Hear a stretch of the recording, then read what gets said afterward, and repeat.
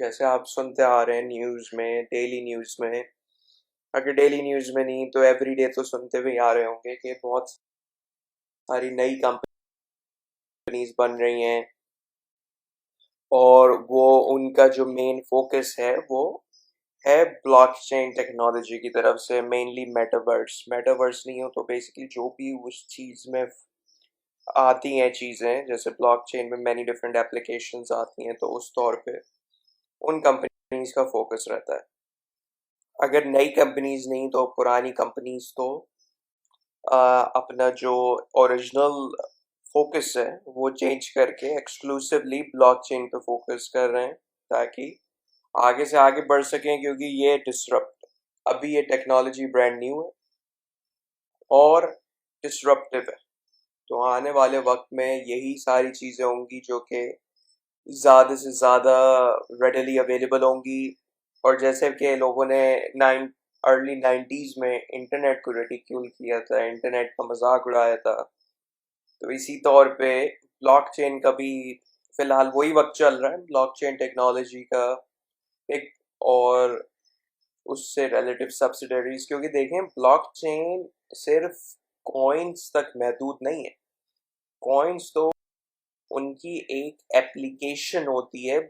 अगर आप ऐसी ब्लॉकचेन निकाल रहे हैं जिसमें मल्टीपल एप्लीकेशंस मौजूद हो, आपके तौर पे भी आप भी बना सकें, डेवलपर्स अपनी एप्लीकेशंस को चेंज कर सकें, तो उस तौर पे ब्लॉकचेन आ जाती है। क्योंकि इसका जो नेचर है वो डिसेंट्रलाइज्ड है, क्योंकि कोई इसको स्पेसिफिक सेंट्रलाइज्ड अथॉरिटी इस चीज इनके इसके एक्शंस को गवर्न नहीं कर रही है। इसके एक्शंस कंप्लीटली डिसेंट्रलाइज्ड हैं। तो कभी कभार मसले भी आ जाते हैं, कभी कभार मोस्टली इसके फायदे हैं, लेकिन बहुत कुछ लोग देखें, हर अच्छी चीज का गलत फायदा एक जरूर होता है, तो इसको भी मद्देनजर रखना चाहिए।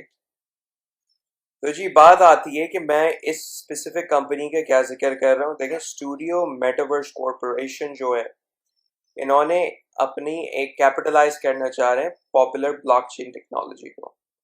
अब आप क्या कर सकते हैं, अगर आप मैं इसलिए इस चीज़ को जिक्र कर रहा हूँ कि अगर आप इन्वेस्टमेंट के तौर पे इस चीज़ को देखें, अगर इन्वेस्टमेंट के तौर पे नहीं देखना है तो आप उस तौर पे देख सकते हैं कि ये चीज़ अगर लॉन्च होती है, सही, लॉन्च कब होगी, किस तौर पे होगी, अगर लॉन्च करेंगे तो क्यों करेंगे, तो आप इन सारे सवालों के जवाब ढूंढ सकते हैं।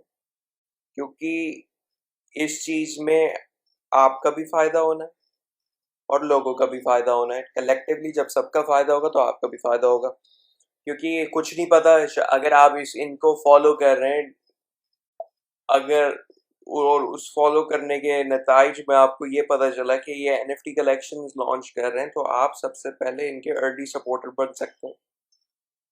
अर्ली सपोर्टर नहीं तो किसी और तौर पे बन सकते हैं। देखिए, मैं कोई इन्वेस्टमेंट आपको डिसीजन नहीं बोल रहा हूँ, मैं आपको एक आ, किसी चीज़ को एनालाइज करने के तौर पे एक मशवरा दे रहा हूँ कि आप कोई भी चीज़ को उठा के एनालाइज कर सकते हैं और बेहतरीन से बेहतरीन रिटर्न्स हासिल कर सकते हैं, अगर आप किसी भी चीज़ में इतने अर्ली हैं कि आपको इतना फ़ायदा हो जाए कि आप अच्छे तरीके से और प्रोजेक्ट्स में इन्वेस्ट कर सकें।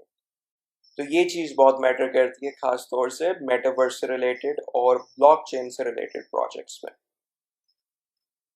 तो जैसे मैंने आपको लास्ट सेगमेंट में भी बताया था कि मेटा फेसबुक की पेरेंट कंपनी अब हो गई है। उन्होंने भी यही किया था कि उन्होंने अपने डिफरेंट हेडक्वार्टर्स मेटावर्स से रिलेटेड बना रहे हैं और इस तौर पे वो आगे बढ़ रहे हैं। ताकि लोग फिर क्या करते हैं, लोग फिर उनको फॉलो करते हैं, उनकी नए नए ऑपरेशंस डिफरेंट कंट्रीज में आते हैं। तो फिर वो क्या करते हैं कि कलेक्टिवली उनका जो स्टॉक बढ़ता है, और जो अर्ली सपोर्टर्स होते हैं इस टेक्नोलॉजी के, मैं मेटा से स्पेसिफिकली बात कर रहा हूँ, बात, तो फिर क्या होता है, फिर वो कलेक्ट स्टॉक फिर बढ़ता है और आपको शॉर्ट टर्म गेन ज़रूर होता है। लॉन्ग टर्म में हल्का सा नुकसान कभी-कभार हो जाता है, लेकिन मोस्टली शॉर्ट टर्म गेन बेहतर रहते हैं।